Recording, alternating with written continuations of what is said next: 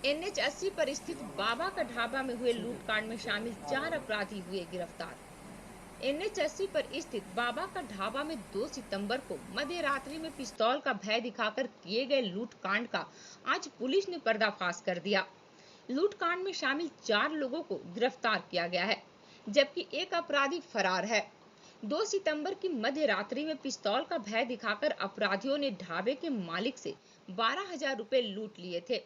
Police ने CCTV कैमरे की फुटेज की मदद से जुटाए गए साक्ष्य के आधार पर गोड्डा जिले के बसंतराज थाना क्षेत्र से मोहम्मद नसर और उसकी निशानदेही पर मोहम्मद दानिश, मोहम्मद शादिक और मोहम्मद गुलनवाज आलम को भागलपुर से गिरफ्तार किया गया है। इस पूरे घटनाक्रम की जानकारी आज जिले के सिटी एसपी स्वर्ण प्रभात ने एक प्रेस वार्ता के दौरान दी। उन्होंने बताया कि घटना में शामिल फरार चल रहे अभियुक्त की गिरफ्तारी भी जल्द ही कर ली जाएगी। आरोपियों के पास से घटना को अंजाम देने में इस्तेमाल की गई स्कूटी, बाइक और 3 मोबाइल फोन भी बरामद किए गए हैं।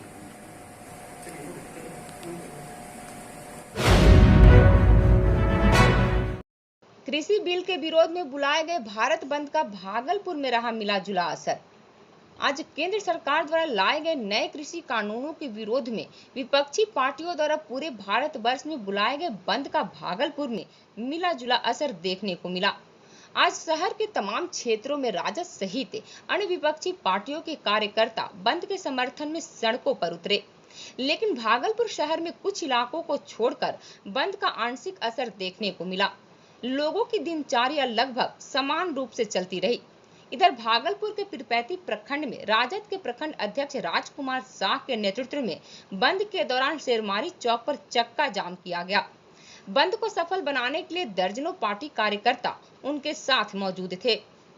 जमीन बेची जा रही है, उनका उपज दूसरे के हाथों में दिया जा रहा है, उनका करार जो है अंडानी अंबानी के हाथों में किया जा रहा है। ये सरकार पूंजीपतियों के साथ है और पूंजीपतियों के माध्यम से देश को गुलाम करने की एक साजिश रची है। इसी के खिलाफ आज संपूर्ण भागलपुर स्वतः स्फूर्त बंद है, बहरी और गूंगी सरकार को दिखाने के लिए। चक्रपाणी मधु, प्रदेश महासचिव, राष्ट्रीय जनता दल बिहार।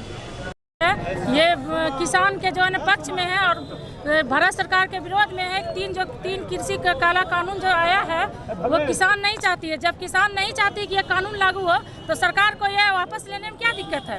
उसी के विरोध, किसान के पक्ष में और सरकार के विरोध में हम लोग आज जो है भारत बंद किए हैं और हमारा बिहार, हमारा भागलपुर पूरी तरह से बंद है। इसमें सभी दल समर्थन दिए हैं। हम लोग पूरी तरह से एकदम शांतिपूर्ण तरीके से बंद किए हैं। लालू यादव जिंदाबाद, जिंदाबाद, जिंदाबाद, तेजस्वी जिंदाबाद, जिंदाबाद, जिंदाबाद।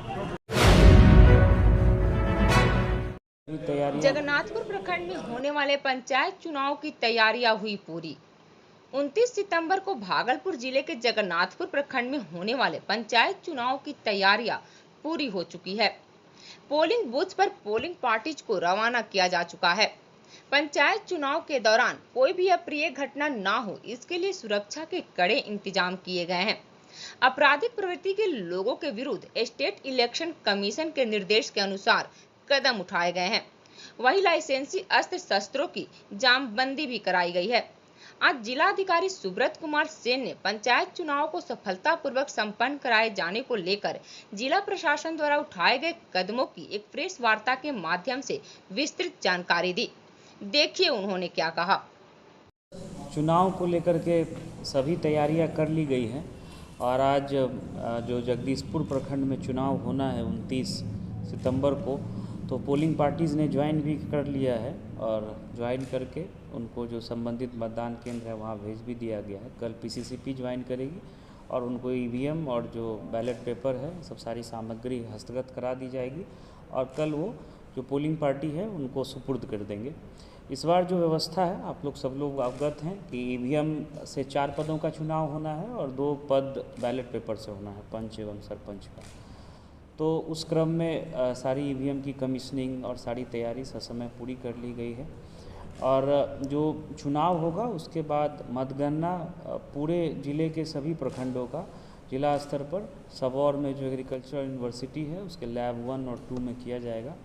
तो उसके लिए भी डीडीसी वरीय नोडल पदाधिकारी हैं एवं अन्य संबंधित पदाधिकारियों को लगाया गया है और जिस दिन चुनाव संपन्न होगा उसके एक दिन बाद वहाँ पर मतगणना प्रारंभ की जाएगी और अगले 2 दिनों में उसको कंप्लीट कर लिया जाएगा। क्योंकि ईवीएम का प्रयोग हो रहा है तो मतगणना का रिज़ल्ट जो है बहुत जल्दी आ जाएगा और पदवार जो है वो मतगणना होगी। तो सारी तैयारियां बिल्कुल अच्छे तरीके से कराई गई हैं और बहुत शांतिपूर्ण माहौल में चुनाव होगा।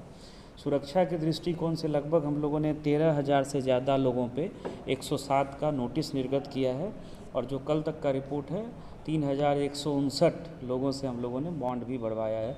शस्त्रों का सत्यापन भी 90% से ज़्यादा हो गया है। अभी भी जिन लोगों ने नहीं कराया है तो उनके लाइसेंस को रद्द करने की या सस्पेंड करने की कार्रवाई की जाएगी। इसके अलावा सीसीए की कार्रवाई भी इस बार हम लोगों ने काफ़ी संख्या में किया है, जिन पर पहले से आपराधिक मामले लंबित हैं और जो चुनाव को प्रभावित कर सकते हैं। तो ऐसे 150 लोगों पे सीसीए का नोटिस किया गया है और 27 लोगों को इस संबंध में आदेश पारित करके निरुद्ध भी किया गया है।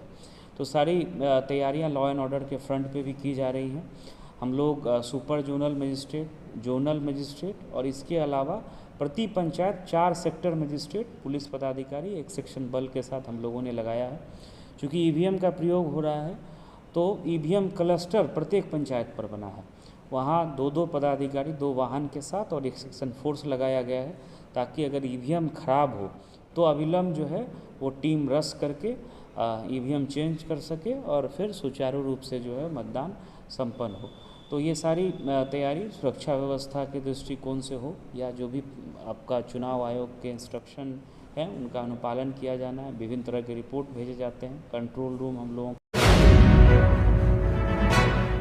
भागलपुर बीएसएनएल कार्यालय में हुआ धरना प्रदर्शन। National federation of telecom employees BSNL द्वारा आज भागलपुर में केंद्र सरकार की डिसइन्वेस्टमेंट पॉलिसी के विरोध में प्रदर्शन का आयोजन किया गया। इस विरोध प्रदर्शन में भागलपुर बीएसएनएल ऑफिस में पोस्टेड लगभग सभी कर्मचारियों ने हिस्सा लिया।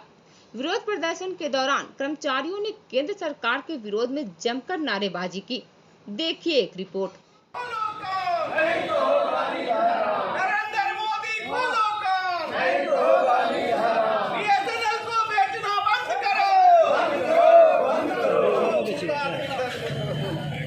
हमारा 14,198 टावर बेच रहा है, ऑप्टिकल फाइबर बेच रहा है, जिसको कि हमारे घाम की कमाई है, हमारे मेहनत की कमाई है।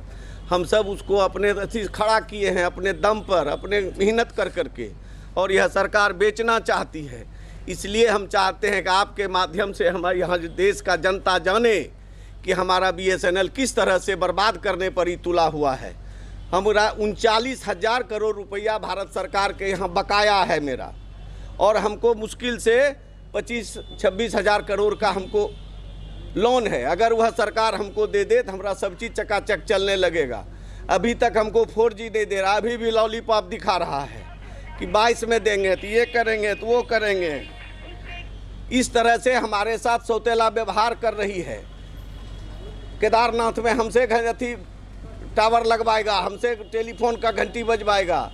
जब तेलंगाना का सुनामी आएगा तो उसमें हम खड़ा रहेंगे। आज कोरोना में हमारा सैकड़ों स्टाफ मरा, हम कोरोना में हम खड़ा रहे, एक भी कोई प्राइवेट वाला रहा क्या? तो सब चीज़ में हम रहते हैं और जिंदा करना है उसको प्राइवेट वाले को 5G जब कर लेगा, उसको लॉन्च कर लेगा, तब हमको 4G देगा। हम 2G 3G पर कितना दम साधेंगे इस बाजार में।